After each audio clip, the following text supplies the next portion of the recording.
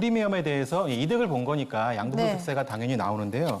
일단은 세율을 좀 한번 보면 작게는 6%부터 최고 세율이 하나 추가됐죠. 5억 원, 과세표준 5억 원이 넘어가면 40% 세율이 적용되는. 40%? 예, 38%가 아니고요? 예, 38%까지였는데 예. 5억 원 넘으면 40% 구간을 또 하나 만들었습니다. 올해부터. 40%. 그리고 40%가 지방세는 또 포함 안 한 거예요. 예, 40%면 4%, 4%. 15%면 1.5% 그러니까 이런 식으로 10% 더해야 씩 됩니다. 거기요? 예, 네. 10분의 1씩. 네, 10분의 1씩. 실질적인 세부담은 그것까지 더해야 되는 게 맞겠죠. 아. 그런데 문제가 보유기간이 1년이 채 안 되거나 아니면 1년은 넘었지만 2년이 안 되거나 이럴 때는 50% 또는 40%의 세율이 오, 세네요. 엄청나게 높아집니다. 50%? 예, 그럼 결국은 55%, 44%가 되는 거죠. 6천만 원 프리미엄을 본 사람이에요. 프리미엄 6천만 원을 받고서 팔았는데 1년 반 보유, 그럼 44%거든요. 44%. 그러면 지금 세율이 일단은 기본공제라 그래서 250만 원 차감해주는 금액이 있어요. 네. 그것까지 다 고려를 해보겠습니다. 네. 그러면 결국 5,750만 원이 이제 과세가 되는 그렇죠. 기준 금액이 되는 거고요. 44% 세율을 적용하면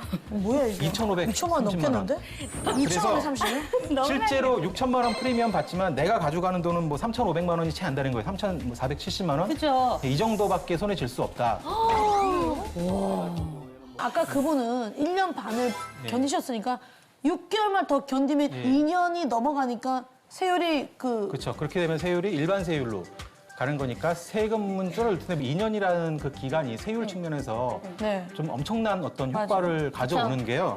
만약에 이 사람이 6개월을 더 기다려서 분양권 보유 기간 2년을 채웠어요. 그런데 안타깝게도 프리미엄이 5천만 원으로 떨어졌습니다. 그런 상태에서 팔았어요.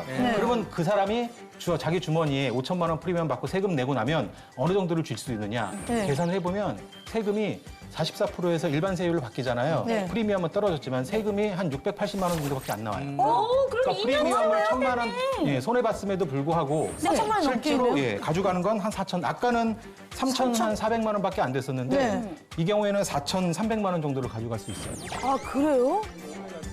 그런데 문제가 분양권이라는 것 자체가 그렇게 무한정 존재하는 게 아니잖아요. 어차피 완공돼버리면 분양권은 없어지는 거고 분양권과 그 차익을 본다면 그 기간 안에 보통 이득을 보는 거기 때문에 보유 기간이 길지 않아요, 보통. 그래서 1, 2년 사이에 거래되는 경우가 많기 때문에 이렇게 높은 세율 적용되는 경우가 상당히 많습니다. 그래서 더더욱 분양권 같은 경우에 일반 부동산보다도 이 다운 계약서에 대한 유혹이 상당히 좀 많은 편이에요. 그러니까 사실 부동산에서 양도세는 아주 중요해요. 그렇잖아요. 그럼요. 예. 그래서 우리가 그 양도세를 절세하는 비법 있으면 좀 설명해 주세요. 가장 기본적인 거, 우리 현영 씨는 지금 가지고 계신 집이 뭐 단독 명의이신가요? 공동 명의이신가요? 왜요? 저한테 보증. 왜 남의 집 명의를 물어봐요?